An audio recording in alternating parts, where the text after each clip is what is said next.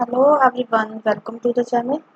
तो चलिए, आज का जो हमारा टॉपिक है that is the anxiety disorder, जिसमें हम लोग पढ़ेंगे phobia, OCD, GAD, panic disorder, PSTD, इन सब के बारे में। और इसको फटाफट से जो है वो स्टार्ट करते हैं, ठीक है। देखो, तो दिन जो है बड़े कम रह गए हैं, तो इसलिए जो टॉपिक्स होंगे थोड़े से उसको जल्दी जल्दी कवर करना जो है वो स्टार्ट करेंगे, ठीक है। अब बोलते हैं एंजाइटी डिसऑर्डर्स क्या है। एंजाइटी डिसऑर्डर्स में क्या होता है, एंजाइटी कब होती है, सबसे पहले बात करते हैं हम एंजाइटी। एंजाइटी कब फील होती है हमें, जब हम लोग क्या करते हैं, किसी तरह का बहुत ज़्यादा हम पे क्या आ जाता है, मतलब स्ट्रेस में आ जाते हैं, कोई बहुत ज़्यादा टेंशन हो जाती है या किसी चीज़ का बहुत ज़्यादा डर है, मतलब कोई भी चीज़ जब हम पे हावी होना शुरू होती है तो हम लोग क्या होते हैं, एंजाइटी की एंजाइटी हमें फील होना शुरू होती है।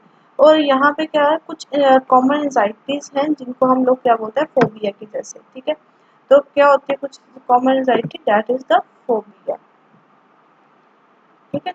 अब देखो, जैसे फोबिया है तो फोबिया में क्या होता है, इरेशनल फियर्स होते हैं, ठीक है। किसी भी चीज़ को लेकर आपको डर हो सकता है, जैसे फॉर एग्जाम्पल आपको हाइट को लेकर किसी को डर है, किसी को मकड़ी का देख के डर लगता है, या फिर किसी को उड़ने से डर लगता है, या फिर किसी को ऐसा लगता है कि मैं जो है वो तैर नहीं सकता हूँ, तो this kind of the phobias.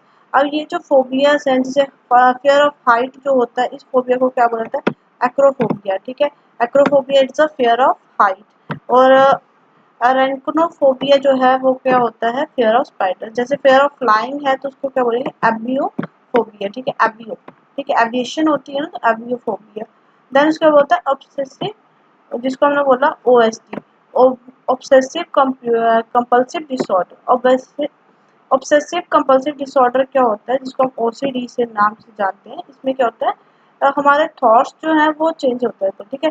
Repetitive behaviour होता है, जब मेंटल जो है वो एक्ट करता है, कंपल्शन आ जाती है जिसमें रिफॉर्म करने, रिस्पॉन्स करने में। जब भी हमें किसी चीज़ को रिस्पॉन्स करना है तो उसमें कोई ना कोई कंपल्शन है। जैसे फॉर एग्जांपल हम लोग क्या करते हैं, कहीं पे कई बार आपने देखा होगा, कुछ लोग हाथ धोना शुरू करते हैं, वो हाथ ही धोते रहते हैं, तो वो क्या है, उनमें कंपल्सिव ऑब्सेसिव कंपल्सिव डिसऑर्डर है, ठीक है।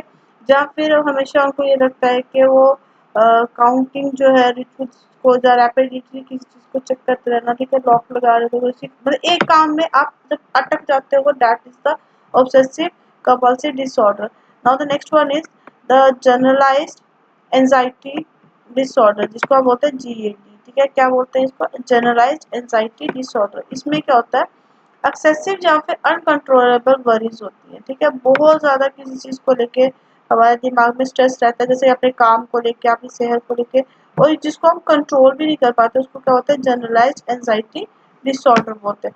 अक्सर लोग जो जीएडी के साथ सफ़र करते हैं उनमें बहुत सारे फिजिकल सिम्टम्स देखने होते हैं, जैसे मसल टेंशन होती है, फटीग उनको बड़ी ज़्यादा होती है, कंसंट्रेट नहीं कर पाते हैं, ठीक है, वो सारी चीज़ें आती हैं। देन उसके बाद आता है पैनिक डिसऑर्डर।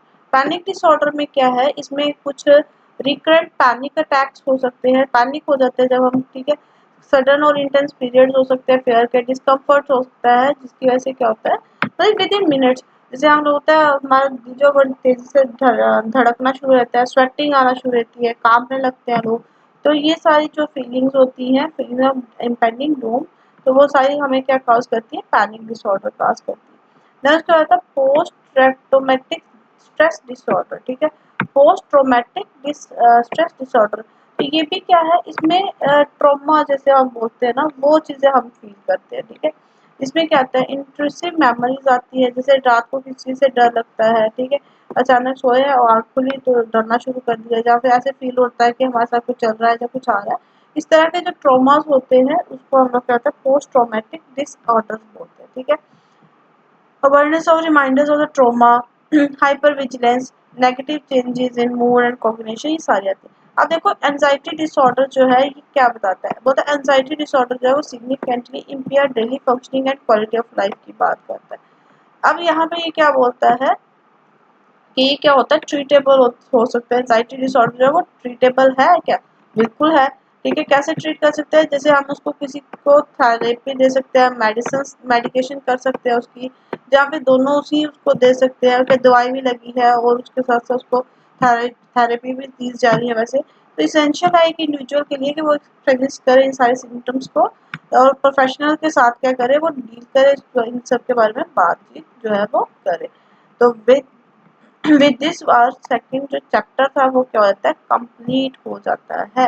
तो नेक्स्ट जो चैप्टर है उसको भी हम स्टार्ट करेंगे।